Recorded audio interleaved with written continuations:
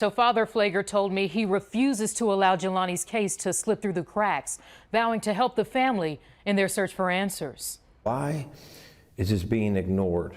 It's a case that caught the attention of St. Sabina leader Father Michael Flager. The more I started to read and listen, I got angry because it seemed to me, from what I've read and what I've learned, and then speaking with his mother, that this boy was killed. Here's this African-American woman feeling she hasn't got the help of the local government or law enforcement who are responding to her as if her son's life wasn't valuable. Earlier this week, the LaSalle County coroner said Day's cause of death is drowning because Day was found in the Illinois River. Jelani knew how to swim.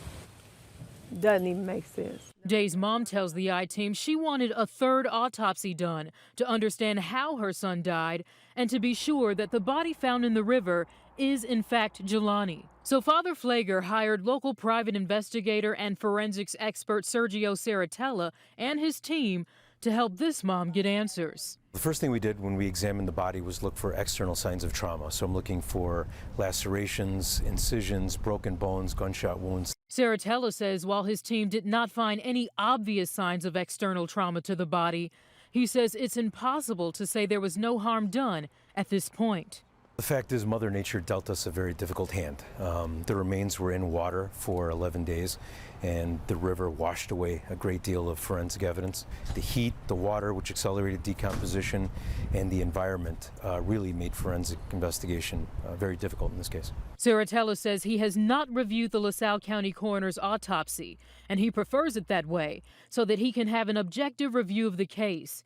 But he says even if the cause of death is drowning, that doesn't tell us how Day drowned or if someone was responsible. The other thing that I did was obtain DNA samples, and that's used to confirm the identification of the remains. Saratella says there's one piece of evidence his team is still searching for that could be a game changer in this case: Jelani Day's phone.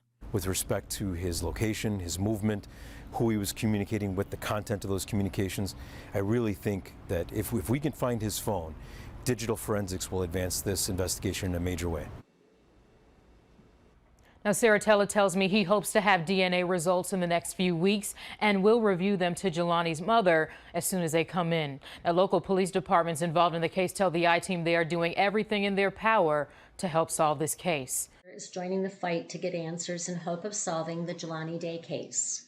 He's determined to not let this case slip through the cracks. The Chicago Priest and Activist is donating more than $10,000 towards a private investigation looking into his death. Earlier this week, the LaSalle County coroner ruled Jelani's cause of death as drowning because he was found in the Illinois River. But Jelani's mother says it doesn't make sense. She said Jelani knew how to swim. Father Flager hired a local private investigator and forensics expert, Sergio Saratella, and his team to help get Jelani's mom some answers. We're going to be looking into what happened to Jelani Day, and in the meantime, if you have any information or tips, the FBI is urging you to call them at 1-800-CALL-FBI. If you like our content, hit the subscribe button, hit the notification bell so that you can receive notifications when we put out videos. And please join us on Facebook at True Crime and Psychology with Thelma and Louise.